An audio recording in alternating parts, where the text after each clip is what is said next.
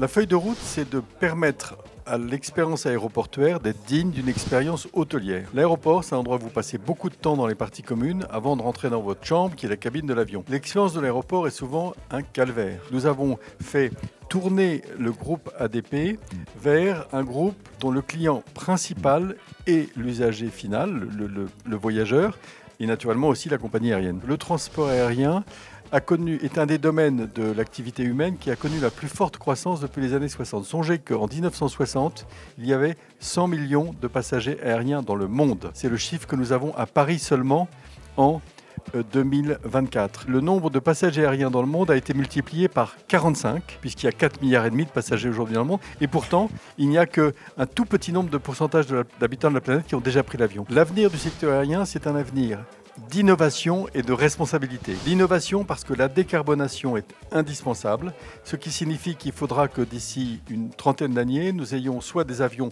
100% électriques, soit des avions propulsés par l'hydrogène. Et Airbus travaille beaucoup sur des technologies soit de piles à combustible, soit de propulsion directe. Et puis enfin, l'utilisation de ce qu'on appelle les carburants durables, qui sont le mieux étant des carburants synthétiques, faits à partir de la capture du CO2 à la sortie des usines, combinés avec de l'hydrogène produit de façon écologique. Ce que nous avons fait, c'est que nous avons placé le verdissement du transport aérien au cœur de notre feuille de route. Je pense qu'il faudra apprendre à ne pas voyager en avion pour un oui ou pour un non à l'autre bout de la planète. Donc notre feuille de route de décarbonation est extrêmement ambitieuse.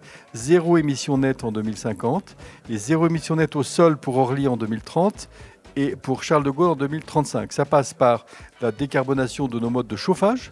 Nous puisons de la géothermie à 1800 mètres sous terre, puisque nous avons la chance dans le bassin parisien d'avoir de l'eau à quasiment 80 degrés. Nous veillons à ne plus utiliser d'énergie carbonée pour faire fonctionner nos aéroports. Du point de vue de notre entreprise, le plus important, c'est le maintien d'une connectivité avec des sociétés qui sont prospères et qui sont en paix. Force est de constater que malheureusement, ce qu'on observe aux États-Unis, c'est une société qui a beau être prospère, qui connaît des tensions, et l'exacerbation de ces tensions n'est jamais une bonne nouvelle pour le monde en général et le transport aérien notamment.